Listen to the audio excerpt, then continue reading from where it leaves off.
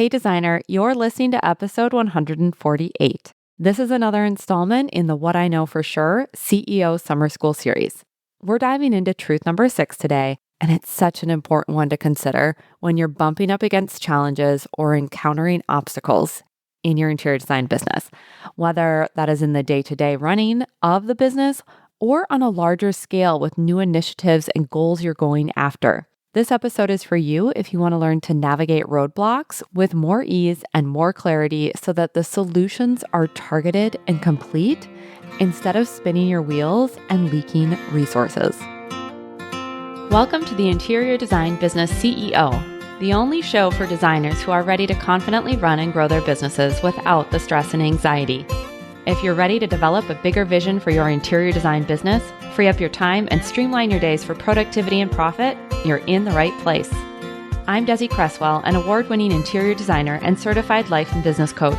I help interior designers just like you stop feeling overwhelmed so they can build profitable businesses they love to run. Are you ready to confidently lead your business, clients, and projects? Let's go. Hello, designer. Welcome back to the podcast. I hope you're having an incredible day, whatever day you're listening to this. I'm excited to be back here with a new CEO Summer School series episode. Before we dive in, I want to say a quick thank you to those of you who've left new ratings and reviews on the podcast. Thank you so much. This really helps me spread the word about the show. I want to give a shout out to past client Cynthia from Brickle Interiors. She left a review saying, "Focus on what matters." And she said, "Clearly Desi has walked in my shoes, as every time I listen to her podcast, I feel as if she's gotten into my head. I was blessed to be able to participate in her Out of Overwhelm program, which has been a game changer for me in my studio. Thanks, Desi, for helping me overcome the barriers that were getting in the way of building a business that I love." You're so welcome, Cynthia, and it's so nice to hear from you. And thank you for leaving that review. I'll be reading some more new ones in the future. If you haven't taken a moment to leave a rating and review wherever you listen to this podcast, I encourage you to do so. It is an excellent way to help other designers in our industry get the support they need on the topics that this show covers and really aren't found elsewhere. Now I want to dive into truth number 6 that I'm sharing in the What I Know for Sure CEO Summer School series. And this truth I've been really looking forward to sharing more on. It's something that I see come up so often in my coaching sessions with clients and also in my business too. So here it is. Truth number 6. Effective solutions start with solving the right problems. Now, why is this truth so important? Well, as a design business owner, you are a professional problem solver, not just on the job site and in your projects and working with clients, but in your business. Anytime you want to move beyond where your business is currently at, essentially you're signing up for a new set of problems. Now, that in and of itself is not a problem, right? We don't want to make the problems a problem. We don't need to add extra hard onto our lives. And I also want to say, when I say a problem, I don't always mean it as some huge, horrible thing that you've got to overcome. It's just some situation or outcome that you want to improve or move beyond. That's all. So we're talking about an issue, a challenge, an obstacle, lots of different ways to describe what we're talking about today. Essentially, you have a puzzle that you're putting together that is your business vision, and this is the next step in finding those pieces and putting them together in a way that makes sense for you. And if you haven't listened to episode 140 of CEO Summer School, that's about pursuing your vision boldly. Highly recommend you go check that out to think about what is that puzzle you're putting together. Now, as we think about what we want to create for ourselves, for our lives, for our business, the people that we want to impact through our design business, there are going to be challenges that come along the way. And of course, we as a business owner are signing up to overcome them.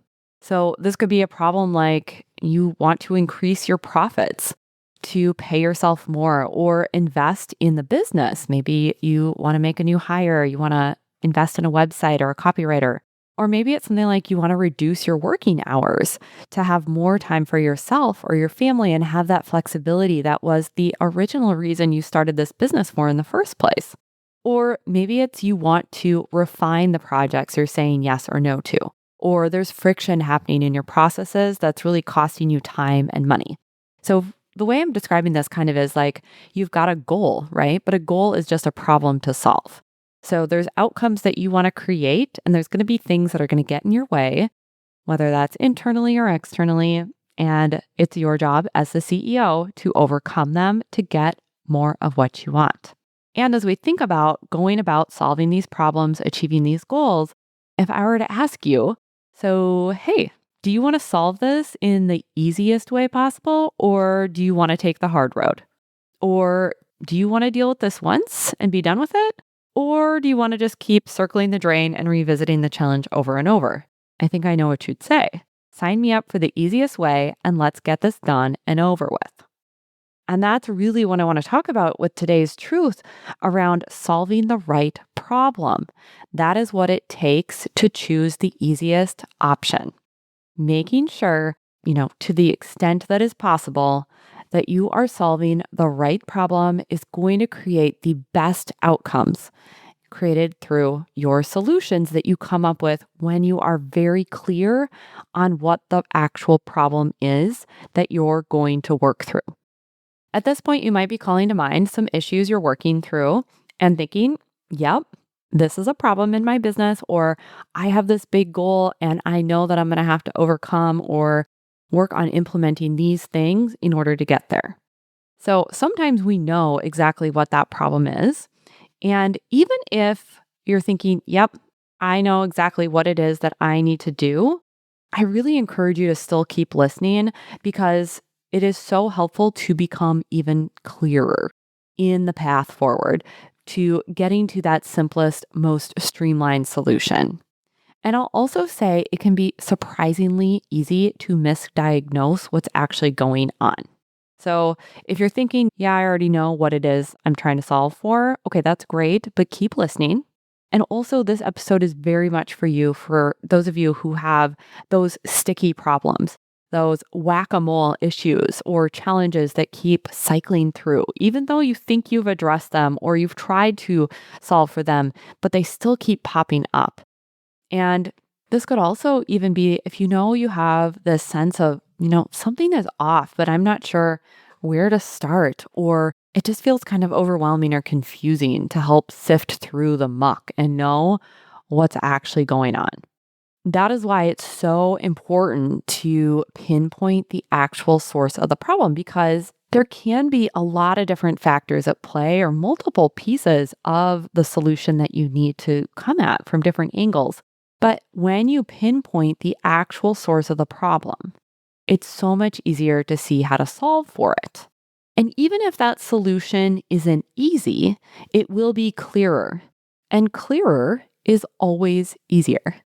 A kind of random example that just popped into my head is even asking for directions.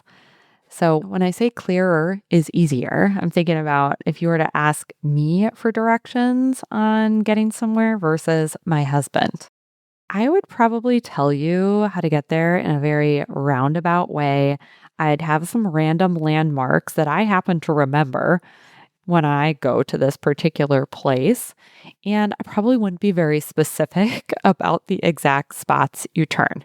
And that is why I rely heavily on GPS, even when I kind of know where I'm going. But if you were to ask my husband, he has like an entire mental map and will be able to tell you street names, the number of, stops that you have to make. He'll be so specific in the directions that he gives you. Now, you might like me and all, but you definitely want to go to my husband for those directions. And it's the same thing with identifying and pinpointing the actual source of the problem. You want to know what it is because clearer is easier. And clearer also means you'll be able to see more possible solutions.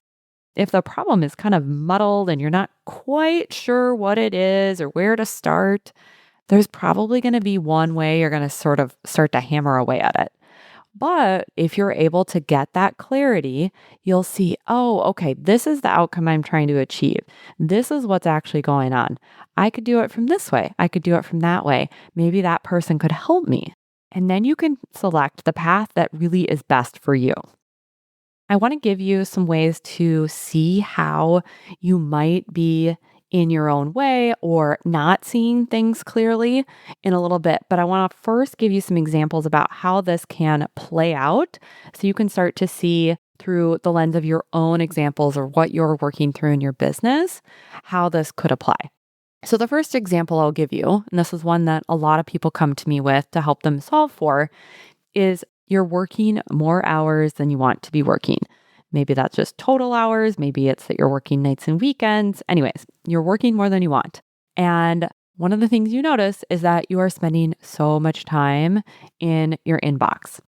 Now, at first glance, you look at this and you're like, I'm just in my inbox too much. And so I'm going to figure out this new way of sorting through all these messages because I spend too much time on my email.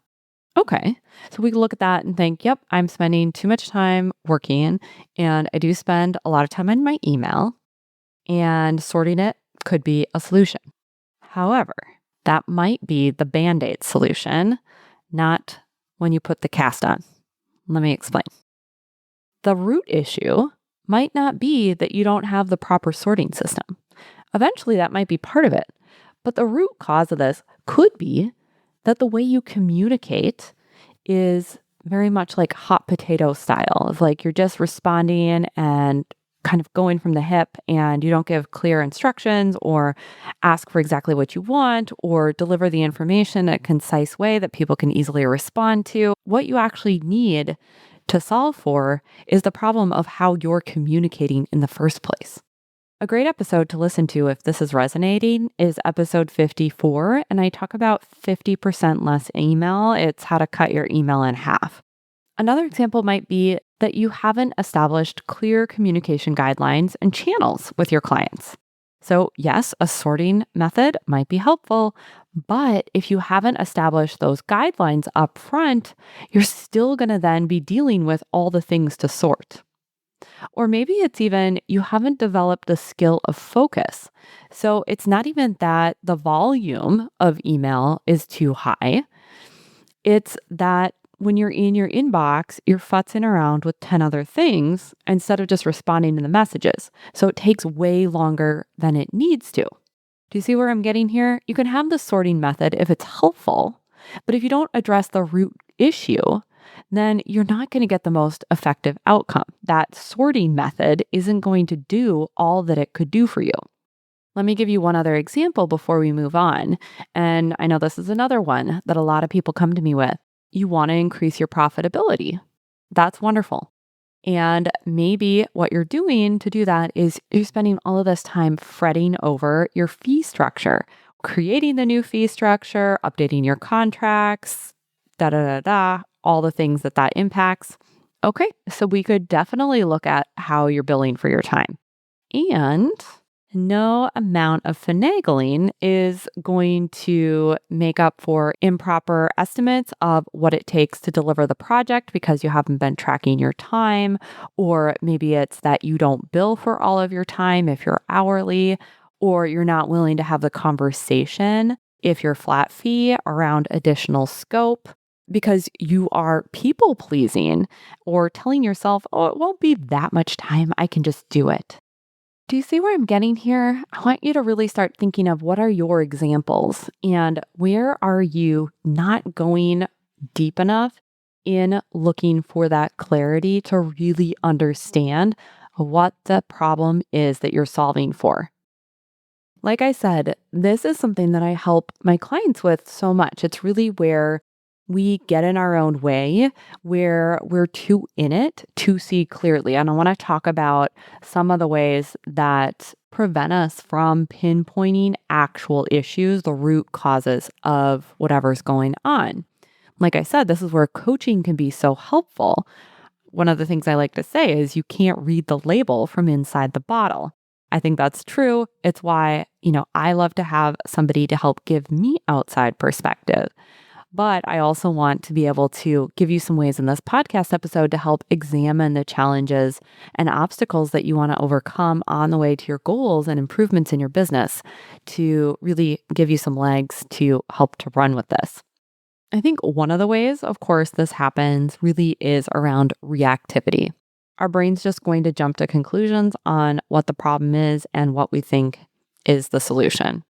And our brain's wired to be efficient and take the path of least resistance. So it's going to glom on to maybe the last thing that you heard on a podcast, or maybe what's been swirling in your insecurities or your anxieties, or it might default to what you've always done. What's that saying? If you have a hammer, everything looks like a nail, right? So this is a big one. Reactivity will get in the way of clarity. So I encourage you to take a pause. Now, the other one that really gets in the way of understanding what it is that you need to solve for is avoidance. Ooh, avoidance causes so many issues in our business. And when we bump up against a challenge or we know we're going to have to overcome something on the way to the next goal, our brain is going to probably default to telling us this is hard. It's going to take too much time. I can't do this, all the things, right? And then the brain's going to want to pick the easiest and most comfortable option. If you remember, I used the phrase path of least resistance earlier. That is not the same as picking the easiest thing. Avoiding hard work, the work that is necessary that you know is going to create the solution you want, is very different than choosing the path of least resistance. Path of least resistance is helping you create solutions in the simplest, most effective, easiest ways. But it is very, very different from trying to skirt an issue or get around something without doing what needs to be done. And this is going to look and sound different for each and every one of you. I think a great thing for you to just noodle on over the week is notice what is the difference between avoiding what I know needs to be done and hoping there's like some false solution where I get the result without doing the work versus, okay, I know what needs to happen here. How can I make this simple and easy for myself? Right? One is creating an issue, one is supporting yourself. This is where you come up a lot with those Band-Aid solutions instead of putting the cast on and actually solving for a broken bone. I will say, this is a little side note, but sometimes strategic procrastination can be useful. And that's probably something I should do an entire episode on. And that's just kind of like deciding to put things off. But if you are going to strategically procrastinate, which maybe you could call avoid, make sure you're clear with yourself on how and when you're going to revisit the topic. Basically, what I want you to hear here is solving from urgency or avoidance is never useful. Okay. So if you notice either of those things when you're trying to overcome something in your business, take a pause.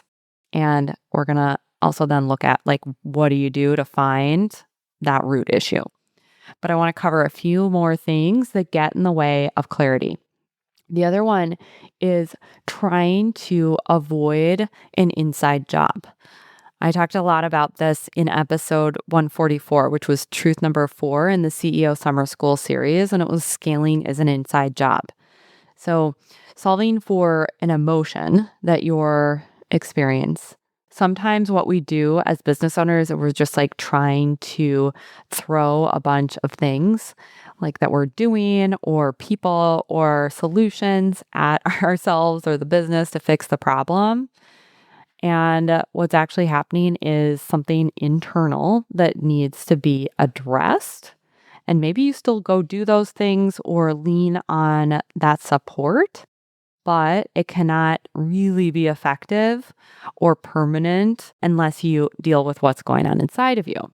And that could be the mindset piece. It could be increasing your emotional capacity and tolerance for discomfort. That's going to really be necessary to have the external solutions that you're employing be as effective as possible. A quick example of this could be, you've got a really tight contract and feel solid on that, but then you don't follow it, right? So you can have the best contract in the world, cover all the different clauses and think through all the what ifs. And if you don't uphold your contract because you're uncomfortable in some way upholding it, it's not going to serve you. Piggybacking on the whole feelings and emotions thing is another one that gets in your way is really relying solely on feelings without fact checking. I definitely believe that there's a place for intuition, checking your gut, that internal knowing in making decisions in your business. And I also think it's really helpful to balance that, and especially depending on the situation, to balance it with a closer inspection and bringing in some factual evidence, because often these instinctual feelings that we can kind of mistake for intuition are actually coming from unhelpful mindsets and outdated identities. So we need to sort through what is a feeling that is quote unquote true and we want to follow versus just a feeling that's coming from a really well practiced, well rehearsed mindset. So I think it's important to say, like, yes, listen to your own internal knowing and also listen to what your business is telling you through your tracking, your data, your numbers. The last thing that I want to call out here when it comes to blocking you from seeing what the true problem is that you need to solve for is when you start focusing on solving for the uncontrollable. This could look like blaming others or blaming outside circumstances for results that you have, or engaging in over responsibility for people, kind of trying to move the puppet strings to, again, help you avoid something uncomfortable or outcomes that you don't want to have happen, when in reality, we cannot control everything. I did an episode on that. It was 134 on over responsibility. If that's striking a chord, go back and listen to that one. But both blaming and over responsibility, they really create this sense of false control. And sometimes it's coming from avoidance too, because, if it's someone else's fault that you have this issue or there's a circumstance you feel you can't change, then in some ways you can kind of give yourself this kind of unhelpful permission to sit back and go, well, I can't do anything about it. Or you like totally overcorrect and you think you can control every last thing in the universe. And that is very exhausting. So let's make this a productive problem. Choose to focus your attention on what you can do, what you can control, and what you can take responsibility for. And when you start to look at the problem through those three lenses, you're going to start to see what's actually going on. I've started to talk a little bit already about how do you identify what that root issue is? How do you know what the right problem is to solve? But I want to go into that even more here. I think the very first thing I'll just say is make sure it's actually a problem that you need to solve right now. Is this causing an issue that I need to address? And is it one that needs to be addressed right now? The answer is no. Put it low on the list and you can come back to it if you want to assess it. But if the answer is yes, don't just dive into the doing. Remember that reactivity. Pause and take a closer look. This is going to save you so much time, so much money and energy to identify what's actually going on. We're in August now as I'm recording this, and we're headed out on a trip very soon for our family. And in the past, some of the times we've gone to Colorado, my husband has a lot of family there. And as I was thinking through this idea of solving the right problems, I was considering all those beautiful hikes through Rocky Mountain National Park and some of the streams that you walk past. And I thought about how in solving for the right problems, it's really about going far enough upstream. If you follow that stream, you want to look at where does it originate? It's the same thing when you're looking at issues in the business. You want to know, where does the problem originate? Or you could even look at it as a stream flowing down. Where is there a big rock preventing you from continuing moving the water downward. You can start to look at where are there things blocking you? Where are the things that are breaking down? And what's the original source? I'll give you an example here. Maybe you're spending more time on discovery calls with clients who are just not your ideal client. And you want to look at, all right, so I want to eliminate this time, but why is it happening in the first place? Maybe the client filter you create through having that inquiry form on your website isn't tight enough to help people self-select out of the process. Or maybe it just doesn't give you enough information so that when the inquiry comes through, you don't have enough on what the project is, the budget, etc., to really help sort through those inquiries and decide who you want to talk to. Or maybe it is actually that you're using words on your website that were perfect for speaking to the client you used to serve 3 years ago, but do not reflect what you do now, what the work is that your firm's taking on, and is not in line with where you're headed. Or maybe it's in the marketing part of your stream, and it's that you haven't been creating enough new relationships that are in alignment with your current goals. And that's really where you need to put your focus. Get really clear. Where does the stream or the problem originate? Or where is that big boulder or big log that's fallen into the stream blocking you? Know what you're aiming at. I'll also say that sometimes you will not feel certain that you have identified the right problem. And this is not a reason to stall or spin or not take action. You're going to look at it with some different angles. You're going to look at what's really going on here for you, and you're going to have to take your best guess. You're going to create a hypothesis. You're going to gather whatever information you need to have, and then you have to do. You cannot just think your way to an answer. So for those of you who tend to get into overthinking cycles, do not get stuck there. Enter the implementation cycle. That's something I've talked about on episodes before. I don't think I've done one specifically on it, but it's come up. But where you're making decisions, you're taking actions, you're gathering information from the action you take, and from that, you make a new decision and you keep on going. So as we start to wrap up, I want you to think about what is something you've been stuck on. What information do you need to look at this from all the angles? What emotional processing do you need to do to clear the way so you can see the challenge that's behind those muddled feelings? What I'm inviting you to do is take a walk along the path of that stream and look for where you're getting stuck. Where does the problem originate from? And what is it that you really need to solve for? Because when you are solving for the right problems, you're going to create long-lasting change. And those are outcomes that you're going to build upon for years and years. And the solutions that you then decide to employ are going to feel more aligned with how you like to work, what you do best, and it's going to create more ease and less frustration from less spinning or bumping up things that just aren't working so that you can more effectively use your resources of time, money, energy, and team. Take this truth and run with it. Effective solutions come from solving the right problem. Because what I want you to remember here is you're not really just trying to solve a problem to solve the problem. The problem is not the end game.